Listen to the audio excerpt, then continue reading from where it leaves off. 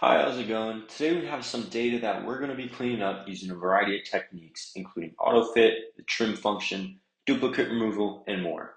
Let's get started. So to start off, we have some data we have imported from another source. And the first thing we're going to want to do is autofit all the rows and columns. We can do this first by selecting the entire spreadsheet by pressing this arrow in the top left corner, and then hovering our mouse in between row and column numbers until we see this arrow appear. Once we see this, we double click and the rows and columns will autofit. Next, what we're going to want to do is remove our duplicates. A quick way to see which of your data has duplicates is to highlight your data and go to conditional formatting and select highlight duplicate items. We then see a couple pop up and we know we have to delete these. This is simple to delete here. However, in larger data sets, you would want to do something a little different. You would go to data and select remove duplicates. Once you are here, we can leave all of these columns and select OK. Once we hit this, we see that some of our duplicates are removed and we are ready to move on. Next, we're going to want to remove any spaces or blanks we have in our data. These can come in the form of spaces in the beginning, middle, or even end of the cell, as we see here. What we can do to get around this is using the trim formula. Let's make another column here at the end and type equals trim and then select our data here. What trim does is it just removes any of unnecessary spaces from data sets. If we drag this all the way down, we can then copy it and bring it over here and select paste values. It's important to do paste values as otherwise these cells would reference themselves and the formula would crash on itself.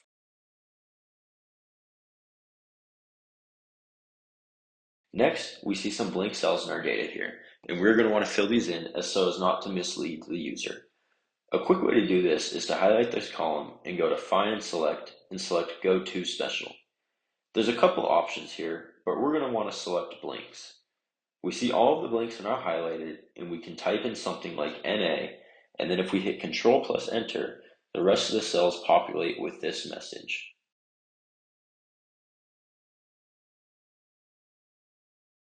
Another useful thing we can do to avoid spelling errors and increase our overall efficiency is using drop-down lists. We can do this by first highlighting the area where we want drop-downs and then going to the Data tab and selecting Data Validation. There are a couple of ways to get our input for here, but for the sake of this video, we can select a list and just type in the names here. We are now able to easily select this data and we don't have to worry about spelling errors that will hurt us in the future.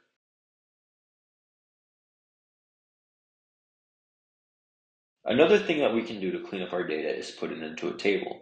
This will allow you to quickly and easily sort and filter your data and makes the transitions into pivot tables easier. There are a number of ways to do this, but one of the most simple ways is to just select any cell in your data, go to Insert, and select Table.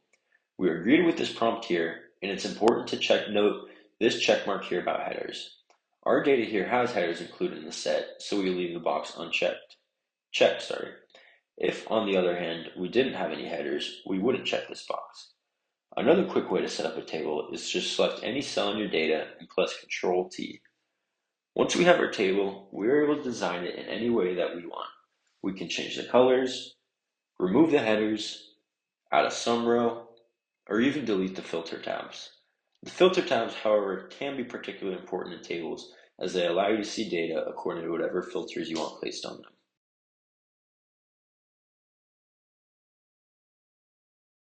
One final method we can use to clean up our data is to replace certain errors or phrases we have with other messages.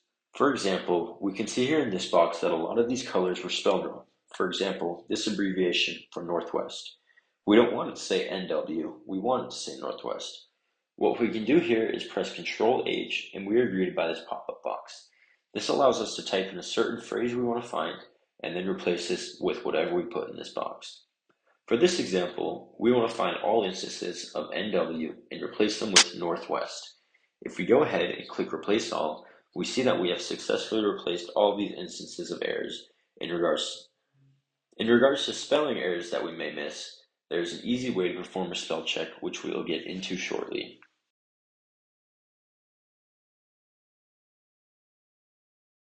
Those are a lot of the main methods you may use to clean up data. One other minor thing you can do to make your data more presentable is to change the format. Let's say we want all these dollar amounts to be adjusted to the general format.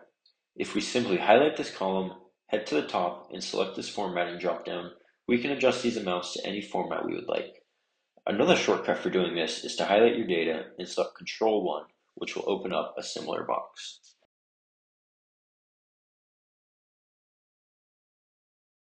One thing I like to do purely for aesthetics is to enter in 2 columns to the left of all this data and 1 on top.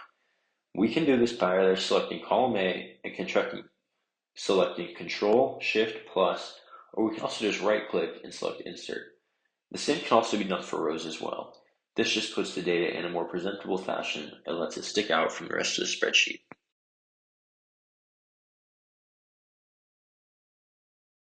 One final step I like to do is a spell check.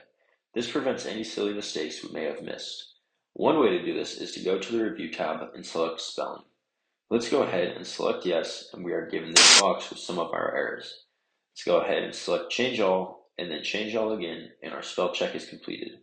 Another easy way to pull up this prompt is to just press Fn plus F7. This will give us the exact same prompt, just a bit quicker. Thank you guys so much for watching. I hope you were able to learn something from this video. If you did, please feel free to subscribe for more weekly content just like this. There's also a link in the description to some of our spreadsheets if you are interested in those. These include personal expense trackers, personal budget trackers, and an automated net worth tracker. If these sound like they might be a good investment for you, go ahead and click that link in the description. Thanks again, and I'll see you next time.